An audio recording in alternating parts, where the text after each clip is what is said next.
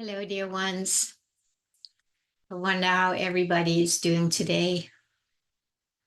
I um I hear from a lot of people. I read about what people share on social media, and I am aware how deeply, deeply so many people are impacted by the outcome of the election. And that it's very hard for many people to really be present in their own experience.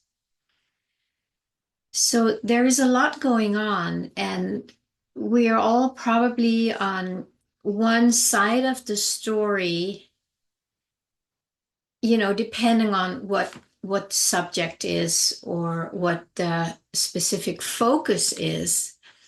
So it's kind of learning to either, find some courage inside and stay true to ourselves if you feel like I have felt that I have to hold back. I can't speak my experience fully, amongst certain people, and I can amongst others. And so I want to just address that first. I think one thing we can say, if there really is an urge to start speaking more about what our experience is that may be very different from the people who are very upset right now, I think one thing we can ask first is something like, is it safe for me to share my experience if it's different from yours? And that's a very valid question. It's kind of opening up a space where there might be a possibility of having a real conversation, as opposed to, you know, wanting to argue about why one is wrong, and then the one that is wrong is going to just pull back and close off, and boom, no connection. And to me, it feels like this is really an important time for all of us, no matter where you are on the spectrum or on the timeline, whatever, whatever resonates with you. So if we can open it up with a question like, is it safe for me to share my experience? Or how will it be for you if I have a different view or a different um, experience than you? How will that be for you? So you're kind of setting a stage first, where there's almost like a negotiation of like, is it okay? Can we both share without getting into each other's throat and trying to convince the other? Is that possible here? So just sit with that question for a moment. Is there something in you that really wants to share your experience? Then just see, how would that be to start the conversation up with this? And it's usually a very good one, because then instead of going automatically into the unconscious, which is the matrix, where it's just so automatic, it's almost like when you suggest something that's different, it's a default, boom, and that's what programs are. They run on default. So we can create a pause, a gap. It's like, okay, let's just see, can we do this? And then we can become more conscious inside, both sides. What is here? So if I were the one asking that question, say, is it safe for me to share a different experience here? And of course, depends on the response from the other person. And if they say, yeah, it's safe. What you can hear, there's like they're ready to to get down your throat and argue with you. Then you can say something like, if I need to feel safe first, and I need to really know from you, are you able, are you willing to hear my experience, and can you just let me express it and really take me in, really receive my experience, even though it's very different than yours. And then again, it's like opening another door for the other person, for the other side to go like, let me just check that. First it's like, yeah, you're safe. Like, and you can feel it's not. It's like, well, what is it like? What will it be like for you to hear that? And then there's a little space for that person to check in, and there might be a tsunami of emotion coming up first, right? And that may not be safe for me if I'm the one asking that question. So right there is already there's a ground to negotiate. How far can we go? It may just be 1/4 of an inch the first time, because it triggers so many emotions that really need to be held or dealt with on the person's side who has all these emotions. And the one who asked the question, if that were me, would very well be me, then I need to know, is it okay with me? How will I respond if there's a lot of emotions coming up that might be directed at me? How will I handle that? Can I stay grounded? Can I stay safe with myself and speak my truth, even from that little interaction? Could say something like, wow, I see there is a lot of charge, there's a lot of emotions, and maybe suggest, like, would you be willing to really explore those emotions? Because we can both agree that these emotions are happening in you. Would you be able and willing to learn from them, to be present with them, to listen to them, to really feel them? And that many times needs maybe some kind of more professional support if they're really big. And that's fine. But some part has been made conscious, a real deep emotional charge that has been there probably their whole life suddenly is coming up to the surface because of an outer circumstance that they don't know how to deal with. And then again, to put it back on me, can I deal with that? It's really this, like, can you deal with your emotions? Can I deal with your emotions, or do I need to say, that's a little too much for me? And I want to give you the space, to really be with that. But I'm just going to remove myself a little bit, and maybe we can check in tomorrow and see if we can go a little further, or whatever it is. So it's both sides learning to be with our own experience and learn to feel safe, courageous, transparent about it. I could say, if I'm transparent, I could say something like, these big emotions, they scare me a little bit. I notice my nervous system gets activated.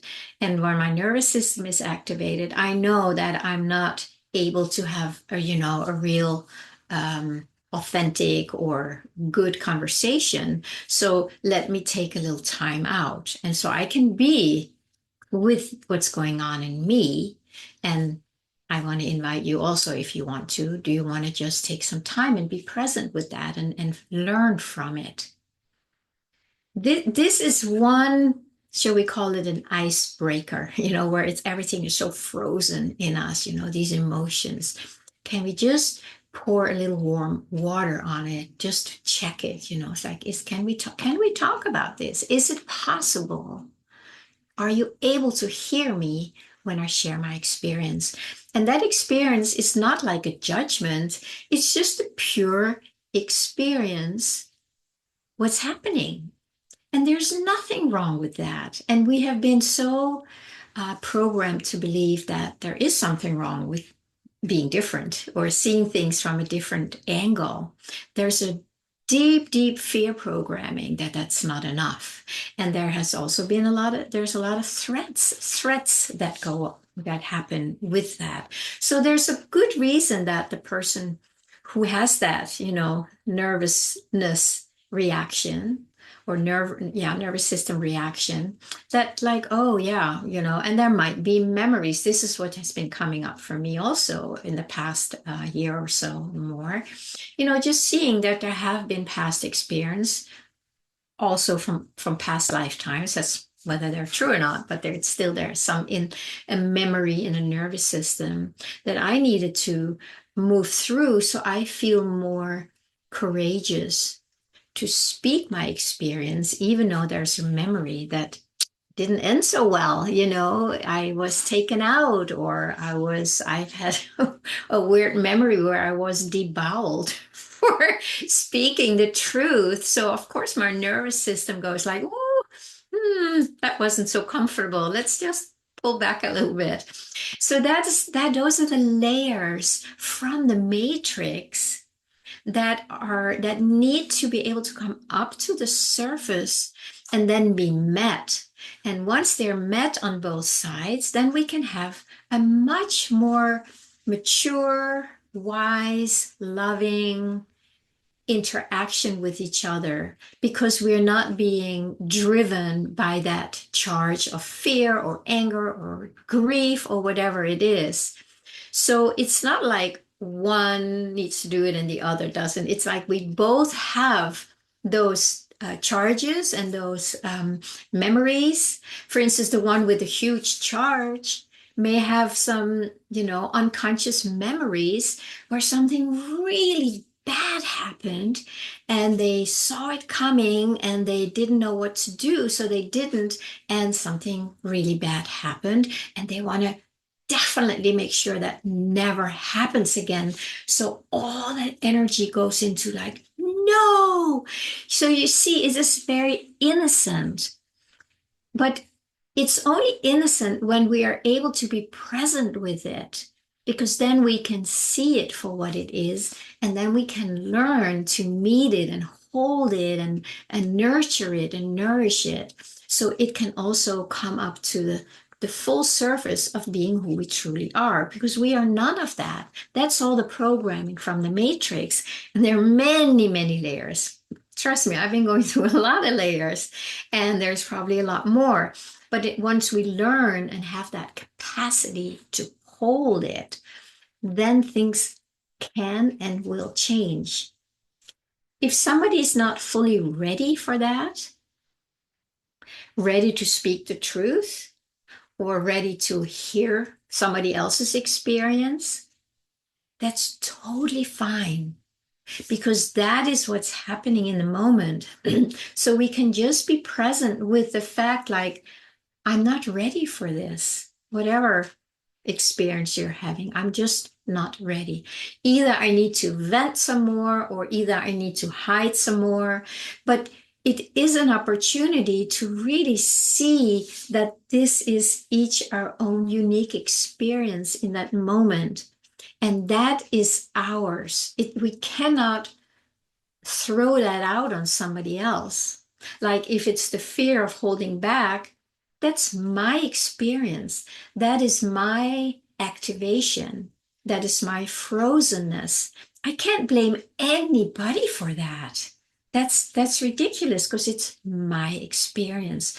So it is up to me to soften that frozenness, that little frozen drop, I need to just hold that, warm it up, love it, listen to it. And then when it softens, then it's like, oh, yeah, I really want to speak this, and it's not so scary anymore. Or the other one is like, wow, I see this huge charge in me, and I really don't want to come from that place. I don't want to interact with other people just because they see it differently. I don't want to walk around with this big bomb exploding. So, when we bring kindness to these places, and this is a self-love mentor, Pranilla, speaking here, because this has been a huge, huge part of my own learning, of my own sharing, of my own work. But this this is what it all comes down to, that we are able to be present with our own experience in a loving, kind, accepting way. Then things change. And then we can communicate with each other. So once the charges are gone, or at least lessened enough so that we can just say, wow, I still feel activated, but I am able to hear you now. Or I can say, I'm still scared to say it, but I feel a bigger courage in me that really wants to, and I can let that energy come out. And then we can start communicating, we can start finding common ground. Doesn't mean we have to be best friends forever, but we don't need to be enemies either. We don't need to be divided either. It's just like, oh, wow, yeah, you see it that way. Wow. Tell me more about it, maybe, if you want to know more. Or like, oh, wow, I've never even thought about that. Or when I've heard that before, it just makes me so angry because blah, blah, blah. But you see, now we are speaking from our true experience. We're being present with this instead of throwing it out there and trying to convince them that we're right and they're wrong. It's not going to work. This is the duality and the war and the conflict that we see in the world because we have not yet learned to do it in maybe the way I'm suggesting here. And I'm sure there are many other ways, maybe many other better ways, but this is the one that I resonate with right now, and as you probably know, I really move from what the field informs me. And then I don't know what the next thing will be, but I also know that I don't need to know it. Because when it's informing me, it comes with an energy that it's just not pernilla. There's just something here that has something to share. And that's all. It's simple. And the more I am not activated in whatever level, at whatever level, the more I can tune in to this deeper wisdom, this intuition, this soul knowing that is beyond duality, that is beyond right, wrong, that is beyond blaming or shaming or, or holding back.